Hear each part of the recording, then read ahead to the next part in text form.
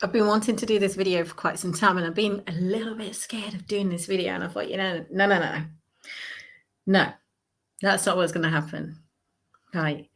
Because I really want you to look at the societal perception of leadership and how it creates these unhealthy expectations of what we should do and be to be a leader, and then why a lot of people can end up having a lot of physical or hidden psychological stress.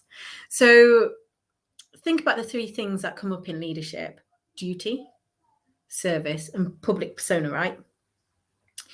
But what happens is, do you ever think to yourself that people can lose a sense of self? That all that you're seeing is a mask? People saying the words that you want them to hear, that they want you to hear. Giving you an unrealistic expectation of what a leader is. So when they do something that, or where you see the mask slip, you see them in, rather than being dressed up, you see them in tracksuit bottoms, or, their hair is messy, or, and it's like, oh my God, it's like a big thing if someone has messy hair or something. When they have an affair, when they break the rules, when they do something that is not in a leadership position, the strong, the person who's immaculate, they have nothing wrong and they can never do anything wrong in any way, shape, or form in our eyes.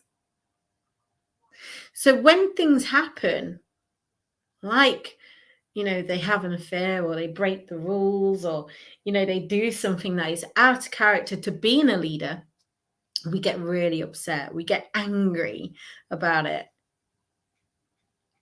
And I just want to ask you this question. How many of you have ever been in a position where you've had messy hair on a day, you've worn dressed down clothes, you've not decided to dress up on a day, you decided to go out dancing crazily, go out clubbing, or maybe you even got drunk or something. Maybe you had an affair, or maybe you've been cheated on, or maybe you've broken a rule or two during your lifetime. Maybe you lost a child in a store, or you left them somewhere, right?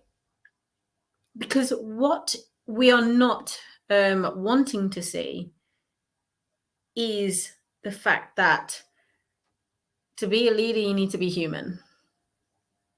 And what we are doing is not allowing to see that everyone is just human. And that those that we see or put up on a pedestal of power, that is our power. That we have the power to do the same thing. We have the power to stand up and create that voice and to do those things.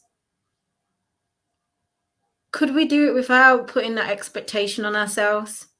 Could we do it without having to do this whole personal persona where only people see you at your best and think that you're rubbish in a crisis if you show anything less?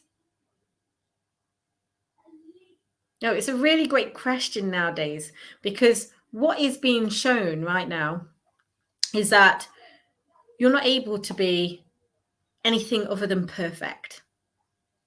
You're not able to fuck up, and you're not able to get things wrong or do things wrong or anything other than. So when you make decisions as a leader, or when you see leaders making decisions, and hefty ones too, they don't realize that they have the power to make or break their own people. But when someone knows that they're human, and that, shit, whatever I do or say now has the power to hurt, and it also equally has the power to lift someone, to know it. Because we live in a day where we look at mental health, and it's a big thing now, to be yourself. To be yourself in society is a big thing. When we're taught by being ourselves is actually a dangerous thing in leadership. Think about it. Because we tend not to support a leader if they said, you know what, I really don't know what to do right now in this present second in this situation. Would you support them if someone said, I don't know what to do right now? Because how many of us worldwide, if something happened, like a big thing happened, cataclysmic, that split-second reaction, the split-second reaction is sometimes you don't know what to do. Sometimes you are not going to know what to do. And that's when you call in support, resources. That's when you look after your own energy. That's when you're able to make decisions once you've looked after your own energy to move forward. But we don't see those things because most people don't show those things.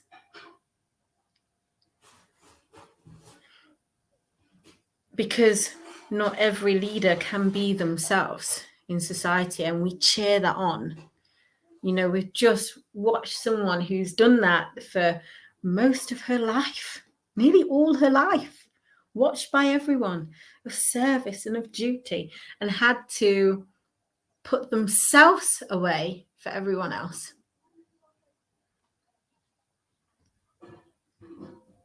Imagine that, having to put yourself away for everyone else.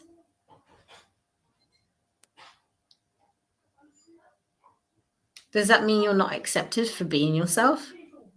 That you have to act and be a certain way for people to acknowledge and to see you? And this is a really, really, really common trait that we can get led into, myself included as well. And I have to kind of really watch, you know, what I'm saying to myself and what I'm doing. Because at any point, if I say to myself, how do they want me to act? Then I know that that's when I'm acting to play up to you. And I know I'm not the only one who does that. So I want to be able to give you valuable information and look at new ways that we can explore leadership without leaving our own true selves behind, while looking after our own mental health and our own mental well-being, but also equally just being ourselves. Because that is really important, and that's what we need in society nowadays. Because if we are ourselves as we step up into leadership, or as we are the leader, the more it inspires people who felt that they could never be a leader to step up to, because they are leaders. Everyone in their own way is a leader. Everyone has a power to do those things, and everyone has the power to stand out and shine. So I'm going to leave it there for today. A little bit of a longer one than usual, but I just really felt like this needed a bit of airing, and it needs a conversation around it. Lots of love.